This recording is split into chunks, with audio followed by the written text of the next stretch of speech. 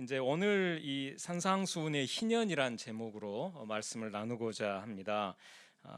이제 제가 이제 산상수훈을 지난해 100번을 읽으면서 특히 이제 희년의 하나님 나라가 산상수훈의 핵심 주제라는 것을 발견하게 됐어요. 그래서 근데 이제 그 산상수훈의 희년에 대해서 한 20시간 정도의 그 분량의 내용이 이제 있습니다. 근데 그 중에 20분의 1, 그 중에 가장 이제 대표적인 본문을 오늘 이제 살펴보려고 합니다. 마태복음 5장 43절에서 48절까지 저와 여러분이 이제 한 절씩 교독하겠습니다. 또 내 이웃을 사랑하고 내 원수를 미워하라 하였다는 것을 너희가 들었으나 나는 너희에게 이르노니 너희 원수를 사랑하며 너희를 박해하는 자를 위하여 기도하라. 이같이 한즉 하늘에 계신 너희 아버지의 아들이 되리니 이는 하나님이 그 해를 악인과 선인에게 비추시며 비를 의로운 자와 불의한 자에게 내려 주심이라. 너희가 너희를 사랑하는 자를 사랑하면 무슨 상이 있으리요? 세리도 이같이 아니느냐? 또 너희가 너희 형제에게만 무난하면 남보다 더하는 것이 무엇이냐? 이방인들도 이같이 아니하느냐? 그러므로 하늘에 계신 너희 아버지의 온전하심과 같이 너희도 온전하라. 아멘. 이제 이 말씀 가운데 특히 이제 44절 이제 나는 너희에게 이르노니 너희 원수를 사랑하며 너희를 박해하는 자를 위하여 기도하라 이렇게 이제 말씀하셨어요. 그리고 이제 45절에서 이제 약속의 말씀으로 이같이 한즉 하늘에 계신 너희 아버지의 아들이 되리니 여기 이제 아들은 딸을 제외한 그 개념이 아니죠. 그래서 하나님 이제 자녀로 이해하시면 되겠습니다. 이같이 한즉 하늘에 계신 너희 아버지의 자녀가 되리니 이는 하나님이 그 해를 악인과 선인에게 비추시며 비를 의로운 자와 불의한 자에게 내려 주심이라. 이제 이 말씀은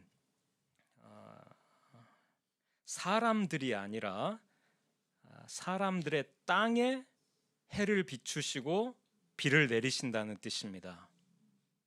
왜냐하면 해와 비는 그것에 직접 계속해서 노출되는 사람에게는 해롭죠. 우리가 이제 그 햇빛을 이제 조금 쬐는 건 괜찮아요. 그러나 하루 온종일 햇빛을 쬐다고 생각을 해보세요. 그리고 비를 잠깐 맞는 건 괜찮습니다. 그런데 하루 온종일 비를 맞는다 생각하면 그게 사람에게 해롭죠. 반면에 이 해와 비는 농사 짓는 땅에는 이롭죠. 그러니까 이 본문의 문맥은 지금 이제 하나님의 사랑을 강조하고 있기 때문에 하나님이 그 하나님의 해와 비를 이 해와 비가 해로운 사람에게 직접 이렇게 내리신다, 비추신다 이런 뜻이 아니라 이 해와 비가 이로운 땅에 주신다고 해석하는 것이 타당하죠. 따라서 이 말씀은 구체적으로 하나님이 그 해를 악인의 땅과 선인의 땅에 골고루 비추시고 또 비를 의로운 자의 땅과 불의한 자의 땅에 골고루 내리신다는 뜻입니다. 다시 말해서 이 말씀의 전제는 하나님이 땅을 악인과 선인에게 골고루 나누어 주시고 의로운 자와 불의한 자에게 땅을 골고루 나누어 주셨다는 사실입니다. 곧 이 말씀은 하나님이 모든 사람에게 토지 평등권을 주셨다는 것을 전제하는 말씀이 됩니다.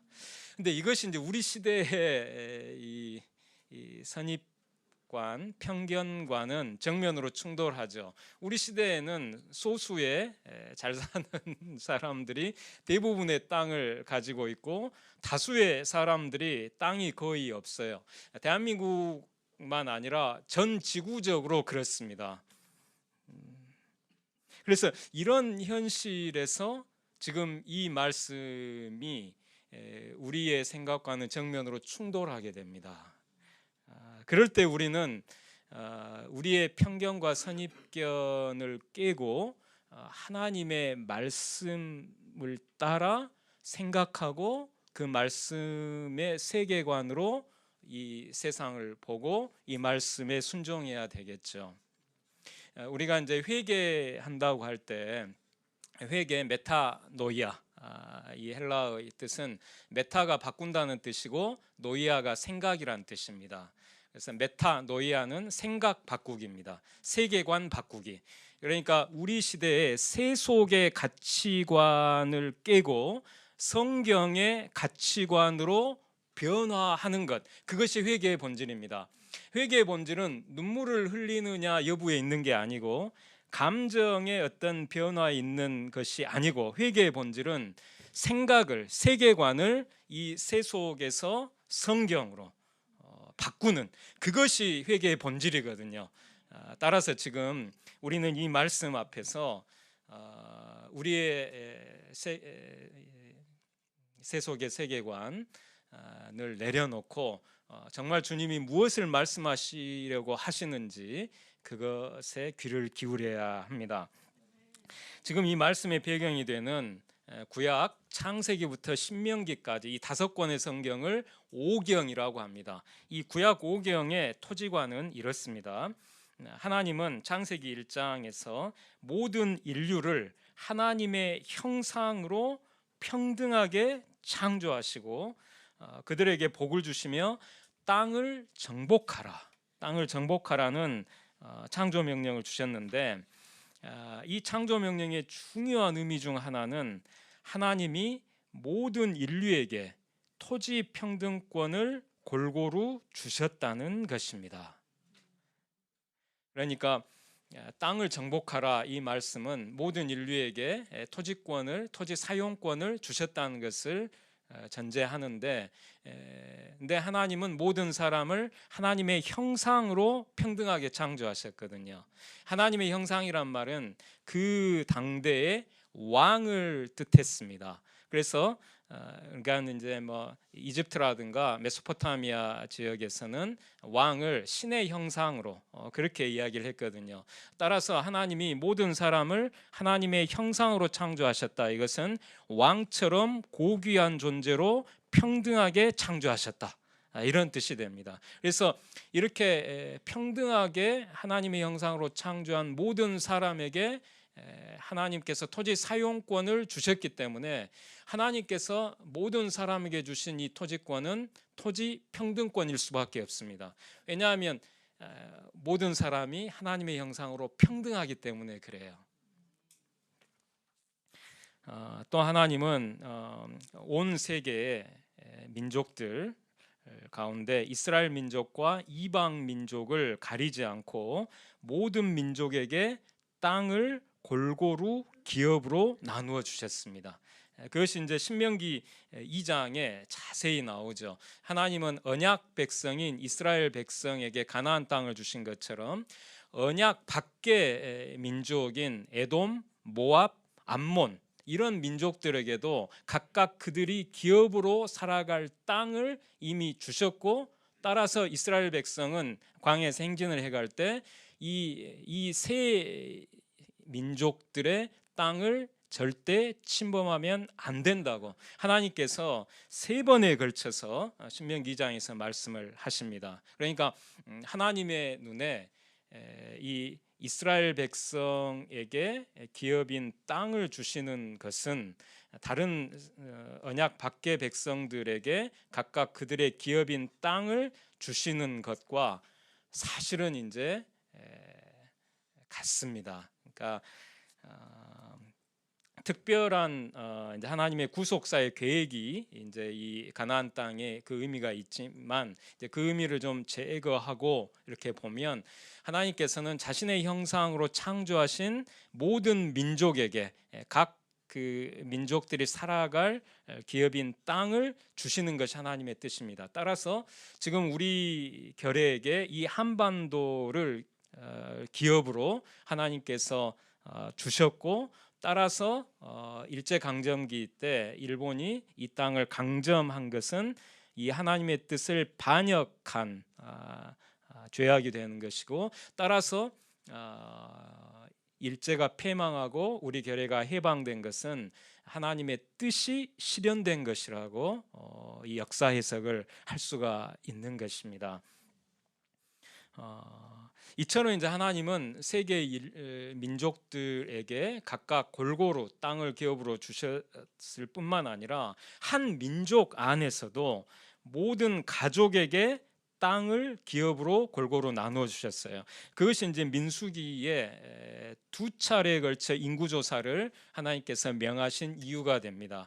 그래서 지파별, 가족별로 수를 헤아려서 수가 많은 자에게는 많은 땅을, 수가 적은 자에게는 적은 땅을, 그래서 1인당으로 환산하면 평등하게 땅을 분배하라고 그렇게 명하신 것이죠. 바로 이 사실을 예수님은 염두에 두시고 지금 마태복음 5장에 이 말씀을 하신 것입니다. 그리고 이제 이 말씀은 하나님이 모든 사람에게 토지평등권을 주셨다는 사실을 전제할 때에만 그 뜻이 명백하게 이제 드러납니다. 반면에 하나님이 모든 사람에게 토지평등권을 주셨다는 사실을 전제하지 않으면 이 말씀은 그 뜻이 모호해지고 맙니다. 다시 말해서 오늘날처럼 인류의 소수가 땅의 대부분을 차지한 반면 다수는 땅이 거의 없는 상황에서 하나님이 모든 사람에게 토지 평등권을 주셨다는 사실을 전제하지 않으면 하나님이 악인과 선인, 의로운 자와 불의한 자를 가리지 않으시고 모든 사람의 땅에 해와 비를 골고루 내리신다는 말씀은 땅이 거의 없는 다수에게는 무슨 뜻인지 이해하기 어려운 말씀이 되고 맙니다. 하나님이 모든 사람에게 토지 평등권을 주셨다는 사실을 전제하지 않을 경우 이 말씀, 이 고귀한 진리의 말씀은 극단적으로 표현하면 아무 의미도 없는 공허한 말씀이 되고 마는 것입니다. 악인과 선인에게, 의로운 자와 불의한 자에게 땅을 골고루 나누어 주시고 그들의 땅에 해를 골고루 비추시며 비를 골고루 내려주시는 바로 이것이 하나님의 온전하심입니다.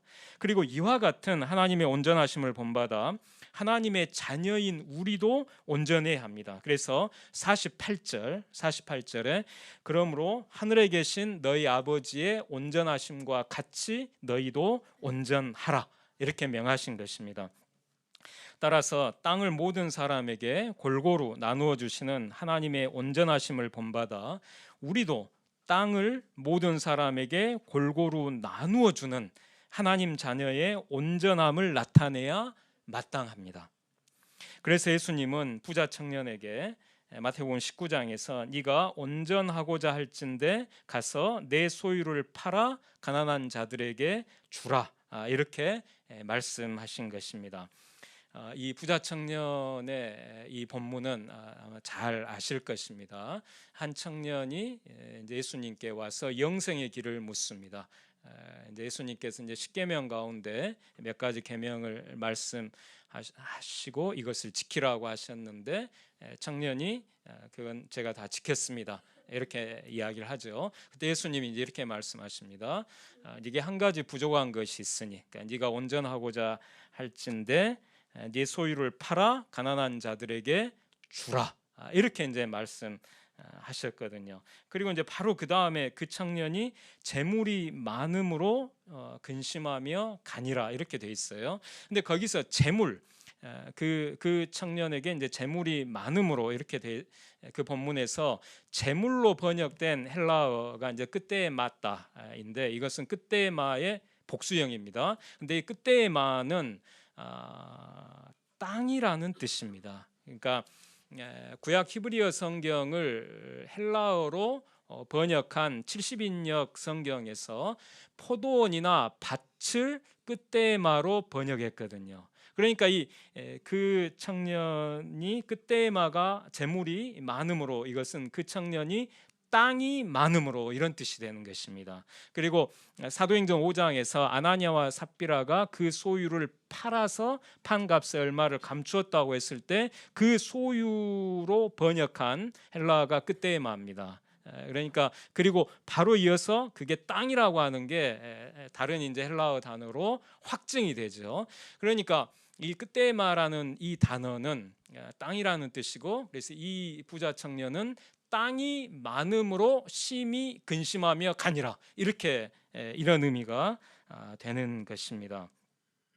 그러니까 예수님은 이 부자 청년이 그리고 이제 이 복수형이 쓰였으니까 그때에 맞다 하니까 땅들이 되죠.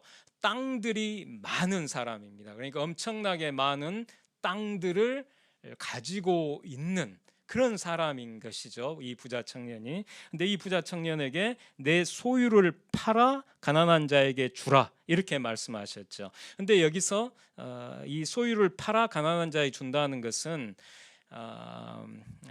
여기 그 소유를 예외 없이 모두 팔아서 가난한 자에게 주라, 이 뜻이 아니고, 이 부자 청년 가족이 살아가는 데 필요한 땅 한 떼기와 집 한 채 제외하고 나머지 초과분의 땅들과 집들은 원래 하나님이 가난한 사람들에게 주신 것인데, 이 부자 청년의 가문이 대를 이어 수백 년 동안 그 가난한 사람들의 땅을 이렇게 자기 것으로 삼아서 이제 제 50년 희년이 되면 50년마다 희년마다 이 땅을 가난한 사람들에게 돌려줘야 마땅한데, 그렇게 하지 않고 가난한 사람들에게 땅을 돌려주지 않고 희년법을 어기고 불법적으로 보유 축적해온 땅들인 것입니다. 그래서 주님께서는 이제 이 복음 공관복음서에 마태마가 누가 이 세 복음서에 다 이 부자 청년의 이야기가 등장합니다. 매우 중요한 본문인 것이죠. 근데 여기서 이제 다른 이제 복음서에는 다로 모든이라는 이제 내 모든 소유를 팔아, 이런 의미로 이제 돼 있습니다. 근데 그 모든이란 헬라어 파스라는 단어가 예외 없이 모든이란 뜻이 아니고 예외 있이 모든이라는 뜻입니다. 그래서 이제 헬라어 용법에서 이제 그래서 우리 말에서 예외 없이 모든으로 우리가 보통 이해를 하는데 그 뜻이 아닙니다. 예외 있이 모든이고, 그러면 예외가 뭐냐 하면 그 하나님께서 이 부자 청년 가족에게 그들이 살아가는데 필요한 땅 한 떼기와 집 한 채는 하나님께서 그 정당한 권리로 주셨기 때문에 그것 제외하고 나머지 초과분의 땅들과 집들은 이것은 하나님께서 가난한 사람들에게 주신 것인데, 이 부자 청년 가문이 그 가난한 사람들에게 희년이 되면 돌려줘야 마땅함에도 불구하고 돌려주지 않고 하나님의 법을 어기고 불법적으로 축적 보유해온 땅들인 것입니다. 그래서 그 초과분의 땅들과 집들을 팔아서 그 원 권리자인 가난한 사람들에게 그 판값을 나누어 줌으로써 희년 정신을 실천하라고 지금 그렇게 주님께서 명하신 것입니다. 근데 여기서 이제 중요한 것은 네가 온전하고자 할진대 가서 네 땅들을 팔아 가난한 자들에게 주라라고 말씀하셨다는 사실입니다. 온전하고자 할진대. 이 개역개정 성경에서 온전한으로 번역된 헬라어 텔레이오스, 이 단어는 마태복음에 모두 3번이 나옵니다. 3번 나오는데 그 중에 지금 방금 마태복음 5장 48절에 2번 사용됐어요. 하늘에 계신 너희 아버지의 온전하심과 같이 너희도 온전하라. 이게 이 구절에 지금 온전하니라는 단어가 2번 사용됐고, 나머지 한 번이 바로 19장 21절에 네가 온전하고자 할진대 네 소유를 팔아 가난한 자들에게 나눠주라, 여기에 사용되거든요. 부자 청년 그 본문에서. 그런데 이 두 본문이 모두 토지평등권과 깊이 관련이 됩니다. 다시 말해서 희년 경제의 기초가 토지평등권인데, 이 토지평등권은 하나님의 온전하심과 같이 하나님의 자녀인 우리의 온전함과 직결되는 중대 사안이라는 것이죠. 이 두 본문 모두에서 모든 사람에게 토지평등권을 주신 하나님의 온전하심과 같이 하나님의 자녀인 우리도 온전함을 나타내서 모든 사람의 토지평등권을 실현하기 위해 노력해야 합니다. 악인과 선인에게, 의로운 자와 불의한 자에게 땅을 골고루 나누어 주시고 그들의 땅에 해를 골고루 비추시며 비를 골고루 내려주시는 하나님의 온전하심과 같이 하나님의 자녀인 우리도 온전함을 나타내서 원수를 사랑하고 핍박하는 자를 위해 기도하며 또 자기 가족 몫을 초과하는 땅들, 부동산들을 팔아서 가난한 자들에게 나누어 줘야 하는 것입니다. 이것이 이 본문에 담긴 의미입니다. 이것이 이제 우리의 상식과 충돌하죠. 그러나 우리는 성령 하나님의 감동하심을 따라서 기쁨으로 이 하나님의 뜻에 순종해야 합니다. 이제 많은 분들이 이 부자 청년의 이 본문을 우리와는 관계없는 본문으로 간주하고 있습니다. 그러나 그렇지 않습니다. 그러니까 이 본문은 그 부자 관리, 그 특정한 개인, 그 한 사람에게만 주님께서 주신 말씀이지 우리 보통 그리스도인들에게 주신 말씀이 아니다라고 이렇게 잘못 해석하는 그런 신학자들, 목회자들이 많은데 그것은 옳지 않은 해석입니다. 주님께서 우리에게 성경을 주셨고 그래서 우리가 성경을 읽을 때 이 성경을 바로 우리에게 주시는 말씀으로 그렇게 읽어야 합니다. 그래서 성경의 본문들을 이것은 이제 특정하게 이 부자 청년에게만 주신 것이지 나에게, 우리에게 주신 말씀이 아니다, 이런 식으로 성경을 계속 읽어나가게 되면 그 성경 본문을 사실상 찢어내는 것과 같습니다. 사탄의 전략이 그거거든요. 이 기록된 이 성경을 어찌할 수는 없으니까 이 성경 본문들이 우리와는 관계없다고 이렇게 자꾸 속입니다. 그래서 이 본문을 사실상 찢어내게 만들거든요. 그렇게 되면 나중에 하나님의 뜻과 전혀 상관없는 교회, 전혀 상관없는 그리스도인이 되고 맙니다. 그건 무서운 일이거든요. 그것은 자, 이제 이 말씀을 이제 황금률의 관점에서 또 이제 더 보겠습니다. 7장 12절 이제 함께 읽겠습니다. 그러므로 무엇이든지 남에게 대접을 받고자 하는 대로 너희도 남을 대접하라. 이것이 율법이요 선지자 아니라. 아멘. 이 말씀은 이제 율법과 선지자의 본질입니다. 왜냐하면 여기 이제 마지막에 이것이 율법이요 선지자니라에서 뭐뭐니라, 이건 이제 우리 오늘날 보통 쓰는 말로는 뭐뭐이다 이렇게 번역된 헬라어는 에스틴인데 영어로 하면 이제 비동사입니다. 근데 여기서 이 에스틴은 본질을 뜻하는 에스틴 동사입니다. 본질. 따라서 지금 이것이 율법이요 선지자니라, 이것이 율법이요 선지자의 본질이니라, 이런 뜻이 되는 것입니다. 본질이라는 것입니다. 본질. 근데 이제 여기 무엇이든지 남에게 대접을 받고자 하는 대로 너희도 남을 대접하라. 이 말씀을 보통 이제 황금률이라고 합니다. 황금률. 그래서 이 황금률은 율법과 선지자의 본질인 것입니다. 그리고 황금률은 율법과 선지자를 완전하게 하는 가르침이 됩니다. 마태복음 5장 17절 보시면 내가 율법이나 선지자를 폐하러 온 줄로 생각하지 말라. 폐하러 온 것이 아니요 완전하게 하려 함이라. 아멘.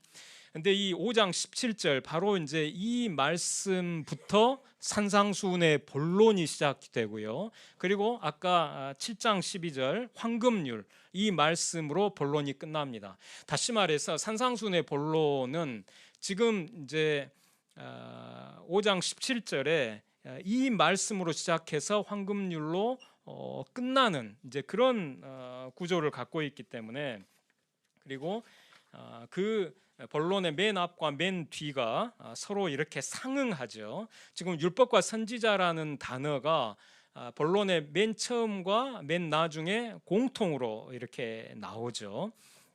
근데 여기서 지금 예수님이 오신 목적은 율법과 선지자를 완전하게 하기 위해서 오셨다고 주님이 이렇게 말씀하셨습니다. 그럼 율법과 선지자를 완전하게 하는 그 가르침이 뭘까요? 바로 황금률입니다. 왜냐하면 율법과 선지자의 본질이 바로 황금률이라고 본론의 마지막에서 결론을 내려주시고 있기 때문입니다. 또 이제 황금률은 문맥상 이제 그 바로 앞절 7장 11절에 좋은 것으로가 생략이 되어 있어요. 그래서 7장 11절 여기 이제 보시면 너희가 악한 자라도 좋은 것으로 자식에게 줄 알거든 하물며 하늘에 계신 너희 아버지께서 구하는 자에게 좋은 것으로 주시지 않겠느냐. 그러므로 무엇이든지 남에게 좋은 것으로 대접을 받고자 하는 대로 너희도 남을 좋은 것으로 대접하라. 이것이 율법이요 선지자니라. 그러니까 지금 12절에 지금 제가 이제 괄호친 이 좋은 것으로 이것이 지금 생략이 돼 있다는 것을 어떻게 알 수 있냐면 바로 그 앞절인 11절에 좋은 것으로라는 그 단어가 두 번이나 반복되기 때문입니다. 남에게 나쁜 것으로 대접받고자 하는 사람은 없을 겁니다.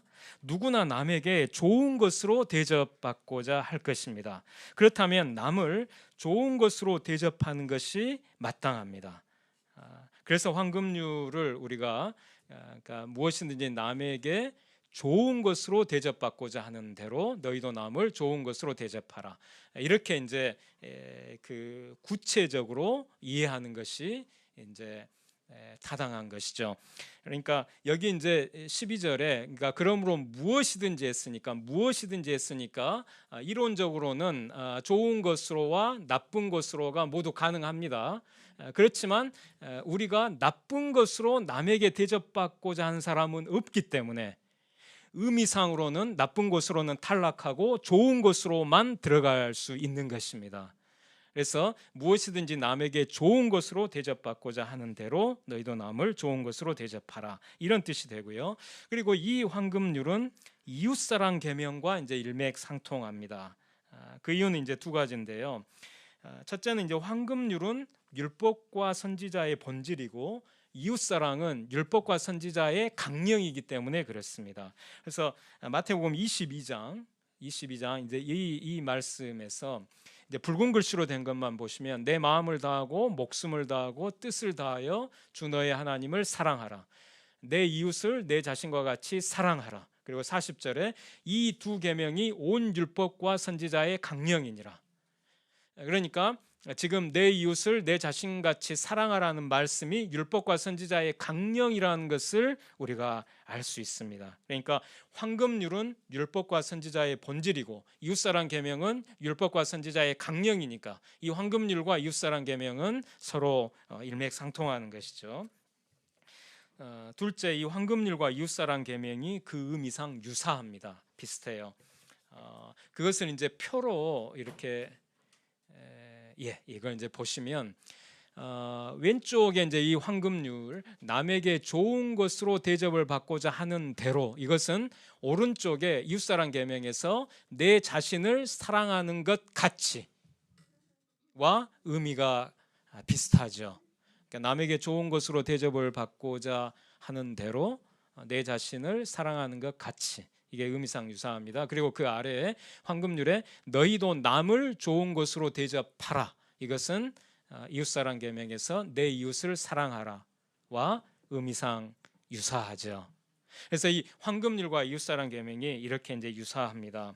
그래서 실제로 구약에서 이제 이웃사랑 계명이 담긴 본문이 바로 레위기 19장입니다. 거기 두 번 이웃사랑이 이제 강조되는데 거기 그 이웃사랑 계명이 담긴 레위기 19장 18절을 이제 아람어 탈굼역이 이제 이 황금률과 비슷하게 번역을 했어요. 그러니까 구약 히브리어 성경을 아람어로 번역한 성경을 탈굼이라고 합니다. 근데 이 탈굼역에서 이렇게 했어요. 너는 내 이웃을 사랑하라. 너는 네가 싫어하는 것을 그 사람에게 행하지 말라. 네가 싫어하는 것을 그 사람에게 행하지 말라. 이제 부정문의 형태로 되어 있지만 이제 의미상 이제 황금률과 이렇게 서로 통하죠. 그런데 이 황금률과 이웃사랑 계명을 예수님이 생생하게 드러내신 비유가 바로 포도원 품꾼 비유입니다. 포도원 품꾼 비유. 이 비유에서 나중 온 사람들에게도 다른 사람들과 똑같이 주는 이 포도원 주인의 선한 뜻을 먼저 온 자들이 원망한 것은 그들이 황금률과 이웃사랑 계명을 잊어버렸기 때문입니다. 그래서 마태복음 20장 이 포도원 품꾼 비유, 여기 이제 저와 여러분이 이제 한 절씩 교독하겠습니다.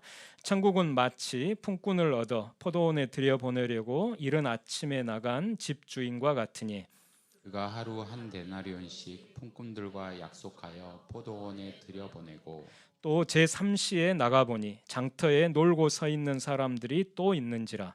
그들에게 이르되 너희도 포도원에 들어가라. 내가 너희에게 상당하게 주리라 하니 그들이 가고 제6시와 제9시에 또 나가 그와 같이 하고 제11시에도 나가보니 서 있는 사람들이 또 있는지라. 이르되 너희는 어찌하여 종일토록 놀고 여기 서 있느냐.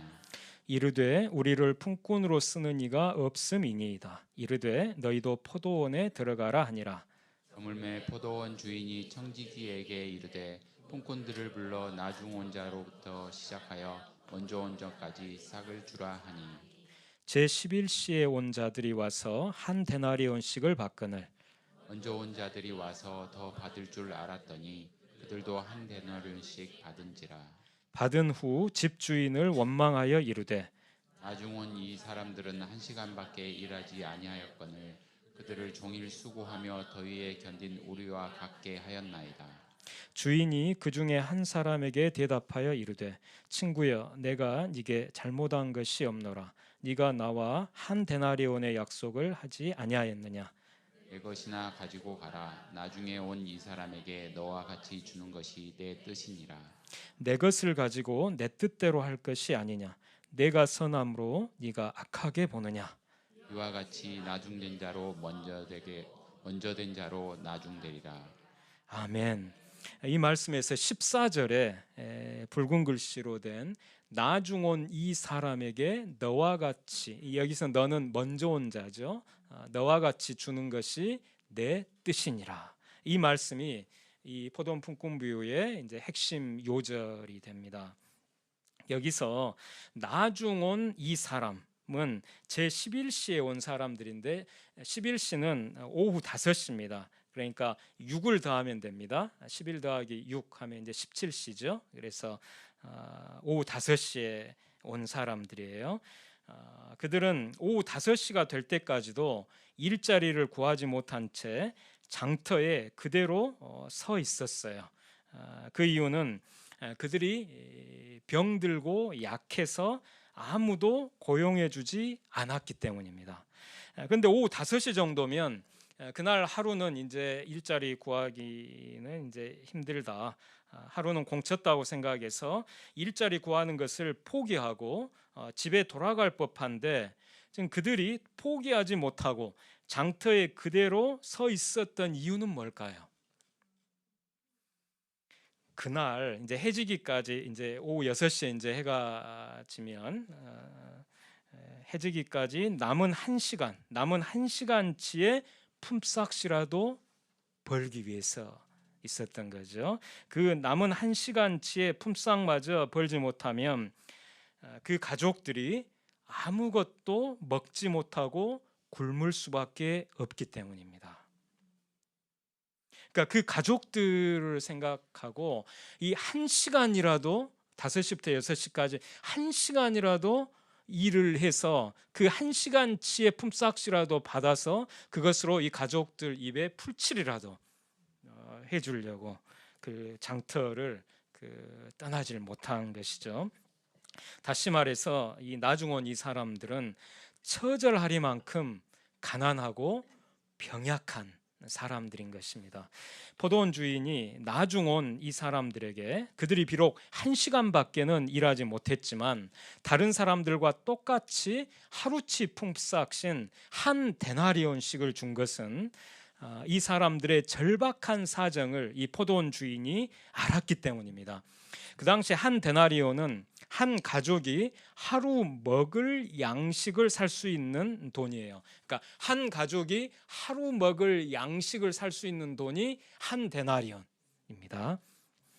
곧 주인은 나중온 이 사람들의 가족들에게도 다른 사람들과 똑같이 일용할 양식을 주고자 한 것입니다. 일용할 양식을. 그래서 이 비유는 주기도문 가운데 일용할 양식을 구하는 기도와 깊이 관련됩니다. 하나님은 모든 사람에게 일용할 양식을 주시기를 원하신다는 것이 이 본문에서 잘 드러납니다. 그리고 바로 이것이 하나님의 선한 뜻이라는 사실이 지금 이 비유에 담겨 있는 것이죠. 그래서 이제 15절에 내 것을 가지고 내 뜻대로 할 것이 아니냐. 이 포도원 주인은 이제 하나님을 가리킵니다. 하나님께서 하나님의 것을 가지고 하나님의 뜻대로 하시는데 그 하나님의 뜻은 선한 뜻이라는 게 그 바로 다음에 내가 선함으로 네가 악하게 보느냐. 먼저 온 자들이 이제 이 포도원 주인을 원망하면서 이야기를 할 때 포도원 주인은 내가 선함으로 네가 악하게 보느냐. 그러니까 이 하나님의 뜻, 모든 사람에게 일용할 양식을 주시기를 원하시는 이 하나님의 뜻은 선하다는 것이죠. 근데 이 먼저 온 자들은 그 포도원 주인을 악하다고 사실 원망한 것입니다. 먼저 온 사람들은 포도원 주인의 선한 뜻을 깨닫지 못하고 오히려 주인이 악하다고 비난합니다. 그들이 그런 반응을 보인 것은 한마디로 그들이 황금률, 이웃사랑 계명을 망각했기 때문입니다.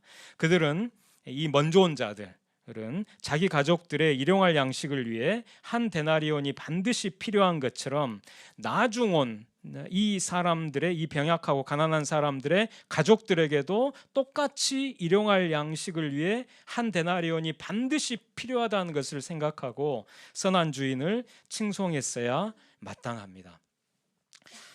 그리고 제가 이제 엊그제 페이스북에서 이제 한 연구자가 이 당시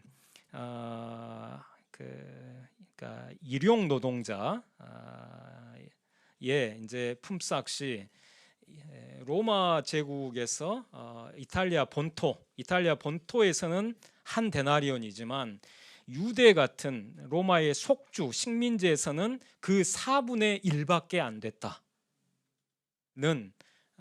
이제 그 서양 학자들의 그 견해를 이렇게 소개한 걸 봤거든요. 그리고 거기에 대한 논거가 탄탄합니다. 그러면 이제 그걸 염두에 두면 이렇게 되는 겁니다.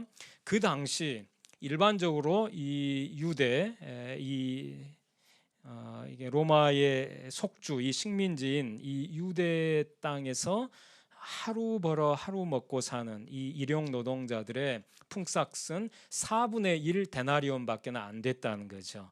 그런데 지금 포도원 주인은 한 데나리온을 주고 있죠. 이건 이제 근데 이 4분의 1 데나리온은 그 당시 최저 생존 임금이라고 이제 할 수가 있습니다.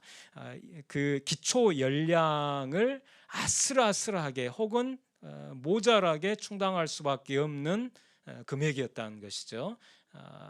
그에 비해서 그러면 한 데나리온은 그 4배가 되니까, 그것은 이제 이 일가족이 충분히 그 일용할 양식을 먹을 수 있을 뿐만 아니라 더 적극적으로 보면 이렇게 됩니다.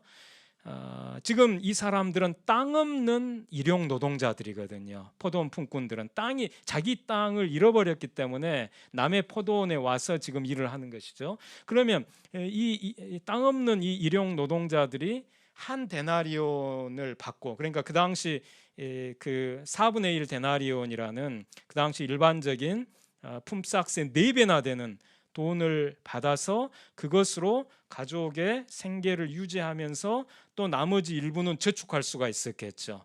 그러면 그 저축한 돈을 쭉 모아서 나중에 이 땅 없는 가난한 사람들이 자기 기업인 땅을 되살 수도 있었겠죠. 다시 말하면 지금 이 포도원 주인이 한 데나리온씩을 준 것은 단순히 일용할 양식을 넘어서서 땅을 잃어버린 가난한 사람들이 기업인 땅을, 자기 가족의 기업인 땅을 되찾을 수 있도록 해줄 수 있는 충분한 금액이었다는 것입니다. 이것은 이제 우리 시대로 얘기하면 생존 최저임금의 4배를 주시는 이제 그런 이제 하나님의 마음을 여기서 이제 발견할 수가 있고요. 따라서 먼저 온 자들, 이제 오전 6시 경으로 추정됩니다. 그래서 오전 6시부터 일해서 오후 6시까지, 그러니까 12시간 동안 일한 사람들이 지금 포도원 주인을 원망했죠. 똑같이 한 데나리온밖에 안 줬다고. 근데 이들에게도 사실 한 데나리온은 그 당시 일반 품삯의 4배나 되는 금액이기 때문에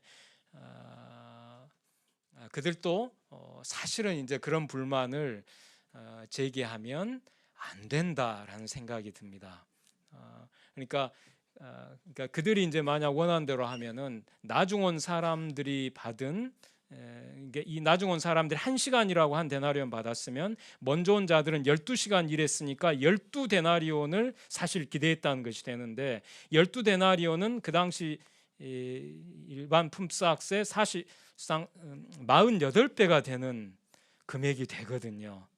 그러니까 이제 그런 정황들을 이제 고려하면 이제 이 본문이 하나님이 얼마나 자비로우신 분인가, 일용할 양식을 넘어서 그 일용할 양식을 이 땅 없는 가난한 사람들이 이제 자기 땅을 경작해서 스스로 일해서 가난에서 벗어날 수 있도록 하기 위해 반드시 필요한 기업인 땅을 되사할 수 있을 정도의 충분한 금액이었다. 이렇게 이제 해석할 수가 있는 것이죠. 자, 그럼 이제 제가 이제 마지막 이제 요약을 하겠습니다. 이 황금률과 이웃사랑의 실천은 희년정신의 실천과 밀접하게 연관되어 있습니다. 희년정신을 실천한다는 것은 가난한 이웃을 위해서 그가 가난 때문에 잃어버린 땅과 집과 자유와 가족을 50년, 제50년 희년에 되찾게 해주거나, 또 희년이 오기 전이라도 그 가까운 친족이 대신값을 치러서 그 가난한 이웃에게 땅과 집을 물러서 되찾아주고, 또 속량해서 머슴살이 종살이하는 가난한 사람들에게 자유를 되찾아주고, 그래서 가난 때문에 뿔뿔이 흩어져 버린 이 가난한 사람들의 가족들이 다시 만나서 함께 살 수 있게 해주는 것, 이것이 이제 희년정신의 실천이거든요. 또 굶주리거나 절박한 상황 가운데 있는 가난한 이웃에게 돈이나 양식을 구워줄 때 절대 이자를 받지 않고, 그리고 넉넉히 구워주고, 그리고 그 가난한 이웃이 도저히 갚을 수 없는 형편이면 제7년 안식년에 그 모든 빚을 탕감해 주는 것을 가리킵니다. 그런데 이와 같은 희년정신의 실천은 황금률에 따라서 남에게 대접을 받고자 하는 대로 남을 대접하는 것이고, 또 이웃사랑 계명에 따라 자기 이웃을 자기 자신과 같이 사랑하는 것입니다. 왜냐하면 남에게 대접을 받고자 하는 대로 남을 대접하고 자기 이웃을 자기 자신과 같이 사랑한다면 자신과 자기 가족이 정말 자유롭고 안전하며 존엄하고 행복한 가정과 생계를 유지하는데 반드시 땅 한 떼기와 집 한 채 그리고 자유와 가족이 필요한 것처럼 자기 가난한 이웃에게도 땅과 집과 자유와 가족이 반드시 필요하다는 것을 알게 되고, 그래서 가난 때문에 땅과 집과 자유와 가족을 잃어버린 가난한 이웃이 그 잃어버린 것들, 땅과 집과 자유와 가족을 되찾을 수 있도록 노력할 것이기 때문입니다. 정말 황금률과 이웃사랑 계명을 실천하고자 한다면, 또 남에게 대접을 받고자 하는 대로 남을 대접하고 자기 이웃을 자기 자신과 같이 사랑한다면, 자신과 자기 가족이 가난해서 빚을 갚으려야 도저히 갚을 수 없는 상황에서 채권자로부터 지속적으로 이 빚을 갚으라는 이 독촉을 받을 경우에 자신과 자기 가족이 자유롭고 안전하며 존엄하고 행복한 가정, 생계를 유지하기 위해선 비탄감이 반드시 필요한 것처럼 지금 빚 때문에 고통받는 자기 가난한 이웃에게도 비탄감이 반드시 필요하다는 것을 알게 되고, 그래서 그 가난한 이웃이 빚을 탕감받을 수 있도록 노력할 것이기 때문입니다. 황금률과 이웃사랑 계명을 정말 실천하고자 한다면, 다시 말해서 가난한 사람들이 땅과 집과 자유와 가족을 잃고 또 빚 때문에 고통을 겪고 있을 때 황금률과 이웃사랑을 실천한다는 것은 바로 희년정신을 실천해서 그 가난한 사람들에게 그들이 잃어버린 땅을 되찾아주고 집을 되찾아주고 자유와 가족을 되찾아주고, 또 그리고 그들이 고통받는 이 빚의 문제를 빚을 탕감해 줌으로써 해결하는 것입니다. 그래서 한마디로 희년 실천은 황금률과 이웃사랑의 실천이라고 할 수가 있는 것입니다. 지금 이제 말씀드린 이 내용들은 사실 마태복음 5, 6, 7장 산상수훈 전체에 걸쳐서 그 대주제가 희년의 하나님 나라로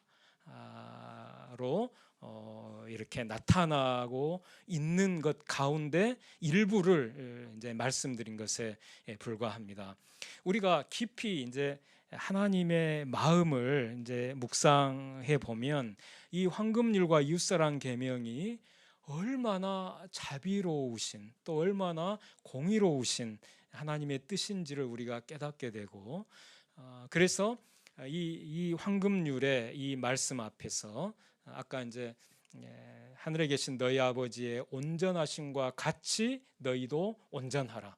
네가 온전하고자 할진대 네 소유, 네 땅들을 팔아서 가난한 자들에게 주라 하신 이 주님의 말씀이 바로 명확한 하나님의 뜻이라고 하는 것을 우리는 이해하게 될 것입니다. 이제 남은 것은 우리가 이 말씀을 어떻게 우리 삶의 현장에서 구체적으로 실천함으로써 하나님을 기쁘시게 하고 또 세상 사람들이 우리의 이 선한 행실을 보고 하나님께 영광을 돌리게 할 것인가, 이것입니다. 이같이 너희 빛이 사람 앞에 비치게 하여 저희로 너희 선한 행실을 보고 하늘에 계신 너희 아버지께 영광을 돌리게 하라.